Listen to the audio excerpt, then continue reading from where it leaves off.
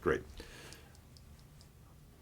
Today, the Attorney General's office is filing in two separate district courts in this state consent decrees and consent judgments concerning two violations of the one-call law in separate parts of the state.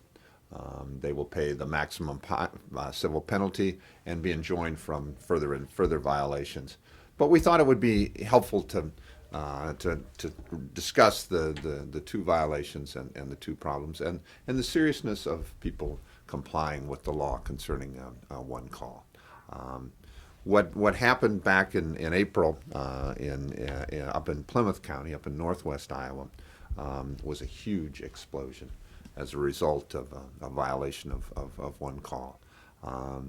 The DeRocher Construction Company embarked on some work on some tile on a farm in rural Plymouth County without calling the one call. The idea, of course, of one call is that it's a centrally located calling center that's open 24 hours a day, 7 days a week, 365 days a year. And you can just call there. You should call 48 hours before the excavation to find out through the local utilities who are alerted whether there is any pipelines and the pipelines or other underground activities. It can include natural gas, hazardous liquids, all forms of communication, electricity, cable TV, and other things that might be buried under the earth that we don't want accidentally disturbed. So instead of complying with that, as the vast majority of Iowans do who dig in our state, they didn't, and this is the result. They hit a tile. They hit a natural gas line, 24-inch natural gas line of Northern Natural Gas. There was a massive explosion and fire. Two individuals that were working for DeRocher Construction were injured. They could have been injured much more seriously. They heard a hissing noise and started to run and escaped. Near where they were, the construction equipment was blown into the air and dropped. They were very fortunate to have not serious injuries. I believe they were hospitalized and released. There was a crater, a huge crater, 100 feet long, 35 feet wide, and 30 feet deep. That is a massive explosion. One week later, the same construction company dug not too far away, a half-mile away. Fortunately, there was no catastrophe there. There was no pipeline broken. But it was a case that we thought was particularly unusual given what they'd been through just a week earlier. So we've secured the maximum penalty for them, $20,000. The maximum penalty is $10,000 per incident per day if it's natural gas or other hazardous liquids, $1,000 a day concerning other things that are buried under the surface of the land. In Jackson County, just 2 days later, on April 27th, there was work done by the Cundy Dozing and Tile Company near Zwingle. I think I may be one of the few people in the room that knows where Zwingle is. It's just over the border from Dubuque County, where I grew up, so I'm familiar with Zwingle and that area. They struck a 16-inch natural gas line owned by Mid-American. There was a massive fire and explosion. Fortunately, no injuries. A large crater, and as in the other case, the tiling equipment and the construction equipment was destroyed. There's a $10,000 penalty, the maximum being assessed against them as well, in addition to an injunction going forward. During active construction months, as many as 50,000 Iowans and Iowa companies contact one call.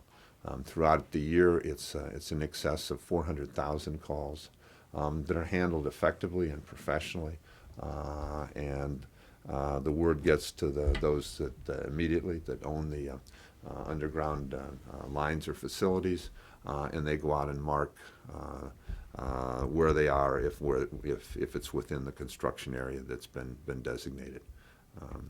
This is a very good process, a very good activity.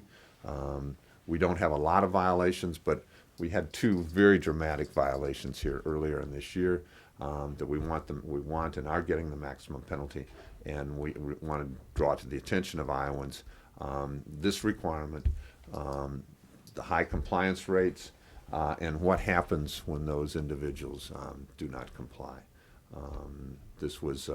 These were very serious incidents, and we're very fortunate there was no serious injury in either one of them. With me is Ben Booth from One Call, whose organization, as I say, does a very good job getting the word out where the digging is going to be in our state. Ben, anything you want to add? Well, thank you, Attorney General Miller. These two examples just emphasize the serious nature of excavating near underground utilities. The primary point, the general purpose of Iowa One Call is to prevent this type of damage to the infrastructure, which provides essential services to all Iowans. And the good thing about the Iowa One Call system, it's just a simple notification. You can simply dial 811 on your telephones, or you can access the Iowa One Call system through the internet, through our online ticketing system. It is a law, and all you need to do is plan ahead. You need to contact Iowa One Call at least 48 hours prior to commencing with your excavations, and that does not include Saturdays and Sundays or legal holidays. It's very important that all Iowans understand that even the most simple task, such as pounding a stake into the ground, doing activities and landscaping procedures in your own backyards, those are activities that constitute excavation under Iowa law. And the system is in place to protect you, to safeguard the infrastructure, and most importantly, to safeguard Iowa communities. So again, you know what's below when you call 811 prior to digging. Any questions? Do we have an estimate of damage in these incidents at all, or neighborhood? Yeah, Dave Stewart is the lawyer in our office, the head of the environmental division that does this as well. Dave, I think that there are some estimates from the pipeline companies. Northern Natural and Mid-American have both computed their damages, and I know it's in six figures for both. Six figures. Yeah, and of course there'd be the damage to the construction equipment too. In both cases, I think the construction equipment was totally destroyed. And the injuries to the two workers, they've recovered their... Right, they were hospitalized briefly. But briefly. Yeah. And again, they were very fortunate not to be injured severely or even lose their lives. Do we have an idea of whether these violations are increasing or staying the same, these two incidents? Are they just tip of the iceberg, or are they just anomalies? There's vast compliance with the law in this state, and we're fortunate for that. There are some exceptions. These are the exceptions. I think there's only been one repeat violator in our state's history. So compliance is generally good, but the exceptions can be very, very dangerous. What are violators telling you, giving as an excuse? I mean, is there a charge? Is it inconvenient? Or do they have any excuse at all? There's absolutely no real excuse. There's no charge. It's even a free phone call. There's absolutely no expense in doing the right thing. There's no reason, particularly that are people that are in the business of doing this. There's absolutely no excuse to not do this. Now, you're doing some work on getting the word out to tiling companies that... Absolutely. Obviously, both of these were in that category. Absolutely. Iowa One Call has ongoing outreach communication efforts, and we have multiple markets that we outreach to, including the homeowner and the professional sector, and we're involved in doing specific programming for the agricultural land improvement contractor markets.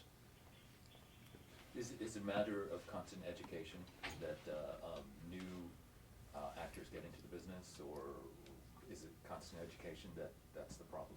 It's always a matter of constant, ongoing education. This is a law. The law's been in place for more than 20 years, since 1993. So, you know, when you get into a line of work, your profession, it's expected that you know the rules and regulations and policies of your profession. But we do continue and will continue to provide educational awareness for the Iowa One Call system.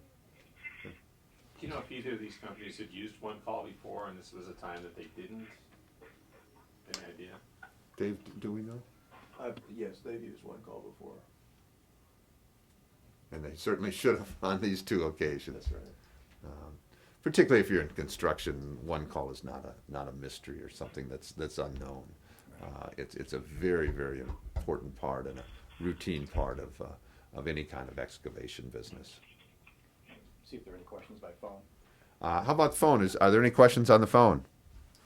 Yeah, this is Nick Hittrick at the Sioux City Journal. Yes, go ahead.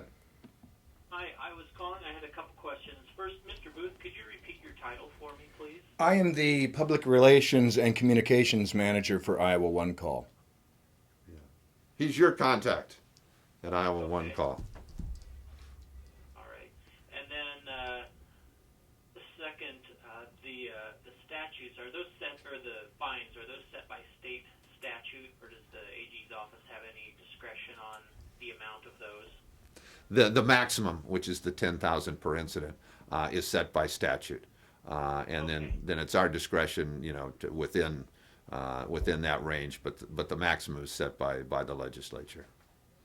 Okay. And with regards to the incident in Plymouth County, has that fine been paid now, or are the companies just today getting notified of your findings? They've been notified. They've agreed to the consent decree in the case and agreed to the fine. Dave, have they paid the money yet? Do you know? We have the payment, we're waiting court approval of the decree. Yeah. Did you hear that? Okay, we have the payment. As soon as the court approves it, we think it will be today. We will execute on the payment. Okay, so you do have the check in hand. That's right. Okay. And then will there be copies of these consent decrees made available, or are they on file in the courthouse in Plymouth County? They will go out via news release very shortly. Okay, great. This is Dar Danielson at Radio Iowa. I thought I heard, but it was a little off mic. Did you say that the gas companies are also both suing the contractor? Is that what you said earlier?